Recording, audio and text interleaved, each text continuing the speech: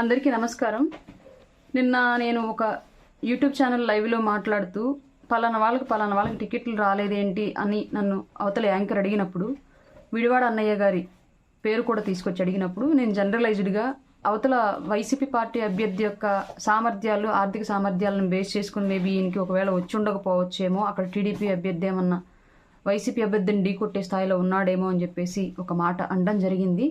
దీని మూలంగా విడివాడ అన్నయ్య గారు అలాగే ఆయన వెనకాల ఉన్నటువంటి అనుచరులు, జనసైనికులు బాధపడ్డారని చెప్పేసి నా దృష్టికి వచ్చింది. నిన్నటి నుంచి నన్ను నాన్ స్టాప్గా ఫోన్లు చేసి అడుగుతూనే ఉన్నారు. నేను దానికి సంబంధించి వివరణ ఇచ్చుకుంటూనే ఉన్నాను. నేను ఫైనల్గా అన్నయ్యకి కాల్ చేసి నా మాట వల్ల కనుక బాధపడి ఉంటే సారీ అని కూడా చెప్పడం జరిగింది. కానీ నేను లైవ్లో మాట్లాడిన మాట ఆయనకు బాధపడింది కాబట్టి పర్సనల్గా ఫోన్ చేసి సారీ చెప్పడం అనేది నాకు అంత సమంజసమైన విషయం కూడా అనిపించలేదు. అందుకే నేను డైరెక్ట్గానే ఈ విషయాన్ని మళ్ళీ లైవ్లో వీడియో ద్వారానే చెప్తూ ఉన్నాను.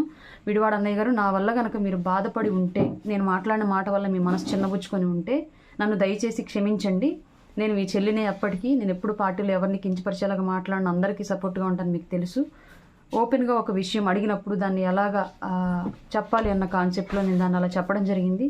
ఏది ఏమైనా మీకు బాధ కలిగి ఉంటే మాత్రం డెఫినెట్గా క్షమించండి నన్ను. మీ చెల్లిగా ఎప్పుడు మిమ్మల్ని ఓపెన్గా క్షమాపణ అడగడానికి నేను ఏమాత్రం చిన్నబుచ్చుకోను.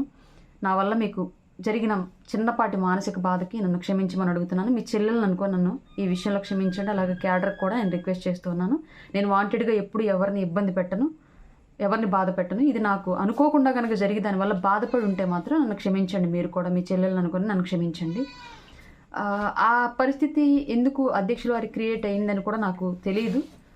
దానికి కూడా నేను చాలా బాధపడుతున్నాను. అంతమంది ముందు ఓపెన్గా హామీ ఇచ్చి మళ్ళీ ఆ నిర్ణయం తీసుకోగలిగారంటే ఏం జరిగిందనేది ఎవరికి తెలియని విషయం కాబట్టి, అక్కడ పార్టీని డిపెండ్ చేసుకోవాల్సిన బాధ్యత అధికార ప్రతినిధిగా నాకు ఉంది కాబట్టి అందులో భాగంగా నేను మాట్లాడడం జరిగింది.